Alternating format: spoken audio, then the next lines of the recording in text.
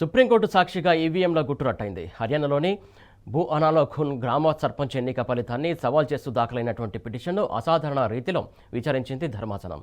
Court సమక్షంలోనే recounting చేపట్టగా తొలి ఫలితానికి భిన్నమైన ఫలితం వచ్చింది. ఇరు పక్షాల అభ్యర్థులు వారి న్యాయవాదుల సమక్షంలో సుప్రీంకోర్టు ఓఎస్డీ ఈ నెల 6న రీకౌంటింగ్ నిర్వహించారు. దీనిలో మొత్తం 3,767 ఓట్లు పోలింగు కాగా పిటిషనర్ మోహిత్ కుమార్కు 1,051 ఓట్లు, సమీప ప్రత్యర్థి కుల్దీప్ సింగ్కు 1000 ఓట్లు వచ్చాయి. దీంతో బుఅనాలోఖున్ గ్రామ పంచాయతీ సర్పంచ్గా పిటిషనర్ మోహిత్ కుమార్ గెలిచినట్లు ప్రకటించారు. పిటిషనర్ వెంటనే సర్పంచ్గా బాధ్యతలు చేపట్టవచ్చని ద్విసభ్య ధర్మాసనం పేర్కొంది. అయితే తాజా తీర్పుతో ఈవీఎంల అక్రమాలపై మరోసారి చర్చ మొదలైంది. ఈవీఎంలపై ప్రతిపక్షాలు వ్యక్తం చేస్తున్న సందేహాలు నిజమేనని తేలింది. దీనికి సంబంధించి మా కరెస్పాండెంట్ కిరణ్ అందిస్తారు. కిరణ్, చెప్పండి. సురేష్, ఇప్పటికే ఈవీఎంలకు సంబంధించి దేశవ్యాప్తంగా పెద్ద ఎత్తున చర్చ జరుగుతున్నటువంటి నేపథ్యంలో వాటిపైన అనుమానాలు మరింత బలపడతా ఉన్నాయి. సుప్రీంకోర్టు సాక్షిగా ఈవీఎంలకు సంబంధించినటువంటి గుట్టు రట్టయిందనే మనం అర్థం చేసుకోవచ్చు. ఆగస్టు 6న సుప్రీంకోర్టు వేదికగా మొట్టమొదటిసారి న్యాయస్థానంలో ఎలక్ట్రానిక్ ఓటింగ్ యంత్రాల రీకౌంటింగ్ అనేది కొంత చర్చనీయాంశంగా మారింది. ఆ ఫలితాలు ఏవైతే ఉన్నాయో తారుమారైనటువంటి పరిస్థితి కనబడుతుంది. హర్యానా సర్పంచ్ ఎన్నికల్లో గోల్మాల్ జరిగినట్టుగా ఇప్పటికే పిటిషన్ కూడా దాఖలు చేశారు. అక్కడ పోటీ చేసినటువంటి అభ్యర్థి ఎవరైతే ఉన్నారో మోహిత్ కుల్దీప్ సింగ్ గెలుపొందినట్టుగా ఇప్పటికే అధికారులు కూడా ప్రకటించడం జరిగింది. ఆ అధికారులకు సంబంధించి ఏదైతే గ్రామ పంచాయతీ ఎన్నికలు 2022 నవంబర్ 2న సర్పంచ్ ఎన్నిక జరిగింది.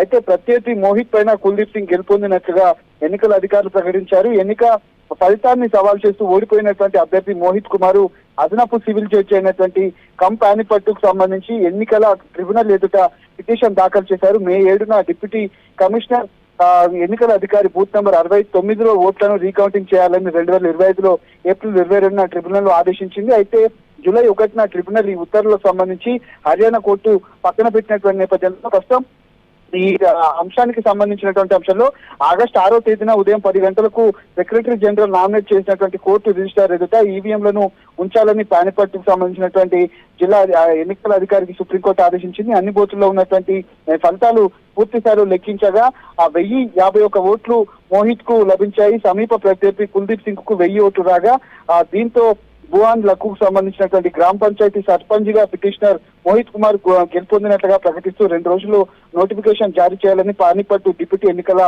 కమిషనర్ కు ఆదేశాలు జారీ చేసింది. ఈ విధంగా దేశవ్యాప్తంగా కూడా ఈవీఎంల అనుమానాలు వ్యక్తమవుతున్నటువంటి నేపథ్యంలో సుప్రీంకోర్టులో ఈ కౌంటింగ్ జరిగినటువంటి పరిస్థితులు కనబడతా ఉన్నాయి. ఖచ్చితంగా రాబోయేటువంటి రోజుల్లో దీనిపైన కొంత చర్చ జరిగేటువంటి అవకాశాలతో మనకు స్పష్టంగా కనిపిస్తున్నాయి. ఎప్పటి నుంచో ఈవీఎంల పైన అనుమానాలు అయితే వ్యక్తం చేస్తున్నారు. గెలుపొందాల్సినటువంటి పార్టీలు ఓడిపోతున్నటువంటి సందర్భాలు దేశవ్యాప్తంగా అన్ని రాష్ట్రాల్లో కనిపిస్తున్నటువంటి నేపథ్యంలో ఇదే అంశం ఇప్పుడు సుప్రీంకోర్టులో సంచలనంగా తీర్పు మారటంతో రాబోయేటువంటి రోజుల్లో ఈ పరిణామాలు ఏ విధంగా ఉండబోతున్నాయని మాత్రం మనం వేచి చూడాలి. Right, thank you Kiran.